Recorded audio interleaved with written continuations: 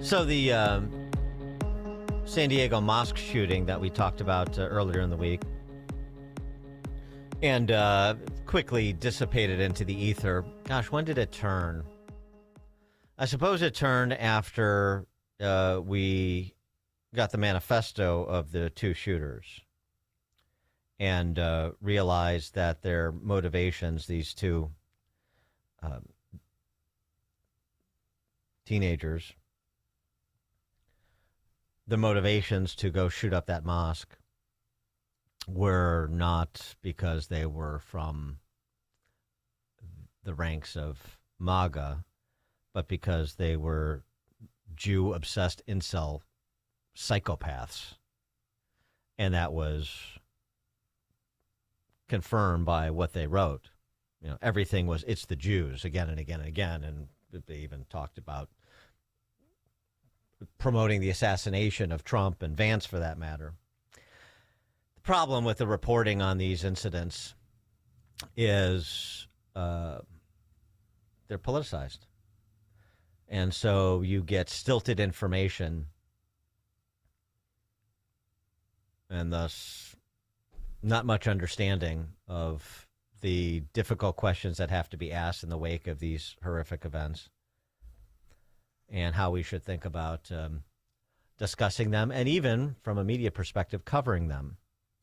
And that is in part the topic of a piece that my friend Michael Golden recently wrote over at his Substack that was picked up, I think, by RealClearPolitics.com as well. Michael Golden is the author of Unlock Congress, and he writes the Golden Mean column on his Substack. His piece, Neuter the Shooters, What the Media Can Do to Save Lives. Boy, we're relying on the media to save lives. That seems to me a dicey proposition. Michael Golden, thanks for joining us. Appreciate it. My pleasure. Good to talk to you. It's been a while, bud. It has. So, I mean, look, one of the thrusts of the argument that you make, I agree with, and I do my best to practice it on this show and have for years because of the research and part of which you cited. But that is, when you say neuter the shooters, you're really talking about not naming these individuals who commit these horrific acts, and there's a reason for that. Explain. Yeah, and I referenced in the piece, and thanks for having me on. This issue drives me nuts. Not just, obviously, the first thing is to save lives and to have these horrendous things stop, but honestly, just from a lack of logic, just sheer common sense logic, to give these guys the infamy that they crave. These people that are doing these shootings, they are either going to a station and dropping something off before they go and do it, or they're leaving a manifesto. They're leaving all the breadcrumbs so that they can be elevated. They're so miserable. They can blame the Jews. They can blame the political party, whatever. They're so miserable in their lives. They're ill. They're ill people who are dying for notoriety and to matter, narcissism beyond. And as soon as, Tom Teagues lost his son Alex in the movie theater shooting in Colorado, in Aurora. In fact, I used to call you the Dark Knight for reasons we might get into, but that was the movie playing. So I sometimes think of you when I watch the movie The Dark Knight. Well, thank you very much. I thank you. I think I'm not sure. I'm not. No, you like it. Yeah, it's a compliment. It's a compliment in its own fashion. For sure. Tom Teagues' son protected his girlfriend in that theater, and he got killed. And Tom's watching all this coverage about the shooter who killed his son, and nothing about his heroic son who saved her girlfriend and probably others in the theater. And he started something called No Notoriety. It's got a whole protocol and everything, but it's about minimizing harm and just not elevating these people and their moronic ideas. I will tell you, Dan, before we get too far, I would take it a step further. And I'm not being sarcastic when I say this. If I was running a media entity or could get them all in the room, the executive producers, and come to the agreement about how to handle this, I would agree on an absolutely insulting, belittling statement where you just fill in you don't even use his name.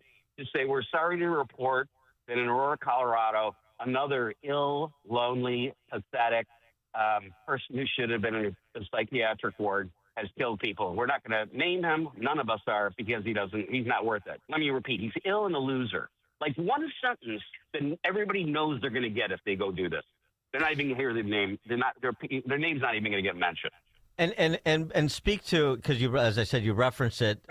Criminologists have looked at this in terms of the psychology. Oh, yeah. You talked about they seek notoriety. They feel like their existence isn't recognized, and this is the way they make a mark. I know as evil as that is, but that's part of the psychology that has been revealed in some research that's been done by criminologists. Yeah, and it's obviously some of it's qualitative because there's only so many mass murderers, but right. You can still analyze the data. Their names are Langford and Matvis, and they did this study in 2017. the upshot was, quote, don't name them, don't show them, but report everything else. A pragmatic proposal for denying mass killers the attention they seek and deterring future offenders. And they went through it all. I mean, even if you did a Google search of mass murders, you will see almost every one of them, the activities beforehand of counting on spreadsheets sometimes. How many people were killed? How many do I have to do to get the record? How did they get their attention on this media entity, that media entity? It's not like this circuitous line. It is a straight line that runs through these killers. They have failed and are dying to get attention, and the media, especially the large media organizations that give the cues to all the billions of people that go on social media. Newsweek had these guys' names the day of in a headline.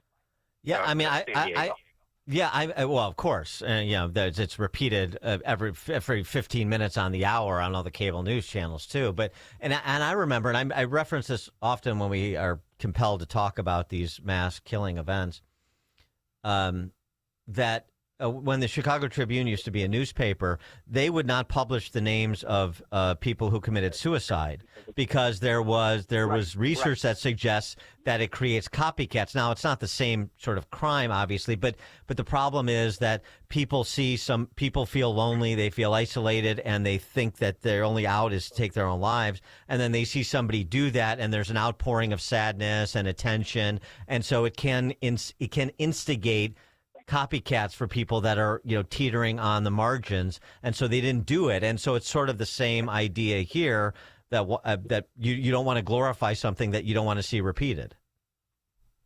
Yeah, I'm so glad you brought that up.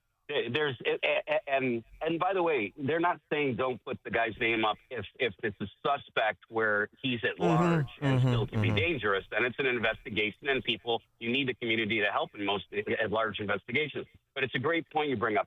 This is not really that complicated. That's why it bothers me. It's so obvious. It's just that it's packed journalism. And I used to be a part of it. I wrote in the article. I used to be. I still get, my stomach still gets sick when I see television news segments about murders where a station will banner it exclusive.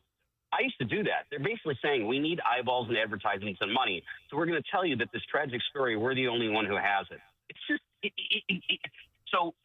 so it's not like these guys can't get in a room, the powerful people at less than 10 major media entities, and then it's likely others would follow.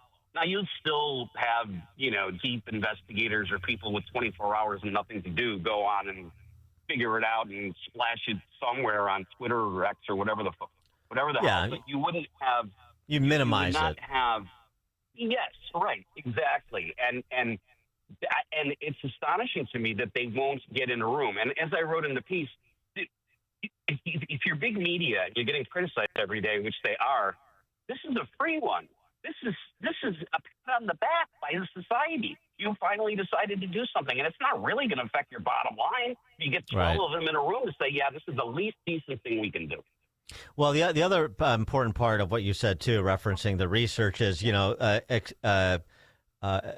don't report the names, but report everything else. The reporting everything else is part of it too, which is an ongoing failure. So they report the thing they shouldn't report, and they don't report some of the things that they should report, for political reasons, and that becomes a problem too, because if you're trying to delve deeper into this, because these are all multivariate equations, if you're trying to delve deeper into this, then you have to understand, how is this person radicalized? How did they go from the kid I knew when he was an adolescent to this monster who committed these horrific acts? So maybe there's some things that can be gleaned that are useful for other people if they see their son or daughter going down a similar path, and there can be interventions and so on. So you need to present the body of the other information for the public good, frankly.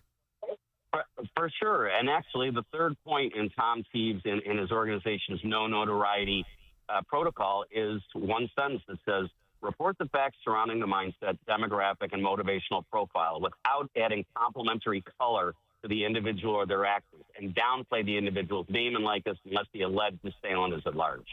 Not complicated. Not complicated. Michael Golden, are you an Arizona resident now? I mean, not to disclose a location, I am. Very good. There's golf courses waiting for you. Another Chicago. We're overdue. Another Chicago or Illinois expat. Yeah. Mm-hmm. Yeah. Mm-hmm. Yeah. All right. I'm in for 2 days. Actually, it's 60 degrees and nice today here. I in Chicago for just a few days, but this is like as good as you're going to get on May 28th. It's a nice place to visit, I like to say. Michael Golden, author of Unlock Congress. He writes at the Golden Mean column on Substack. His piece, Neuter the Shooters, What the Media Can Do to Save Lives. Mike, thanks for joining us. Appreciate it. Great to catch up, my friend. Thanks for inviting me, you and Quinn. We'll talk soon. And he joined us on the alphawealthgroup.com answer line. This is Chicago's Morning Answer. Your show keeps me alive during the week. There's nobody I'd rather listen to between 5 and 9 in the morning than you guys. On AM 560, The Answer. The law group you know and trust, Nauman and Associates, is expanding into commercial litigation. When disputes can't be resolved, get the strategic guidance from a litigation lawyer who will fight for your rights. Attorney Richard Cannon brings both strong courtroom and dispute settlement skills. We believe most cases can be resolved without costly courtroom battles, but we prepare as if a trial is possible. When your company needs to stand its ground, contact Nauman and Associates in Elk Grove Village. For a consultation, visit nalawgroup.com. It's almost time once again for the annual AM 560 Golf Outing, presented by Signature Bank. AM 560 is proud to partner with the Tunnel to Towers Foundation to help them support America's first responder and military heroes. To help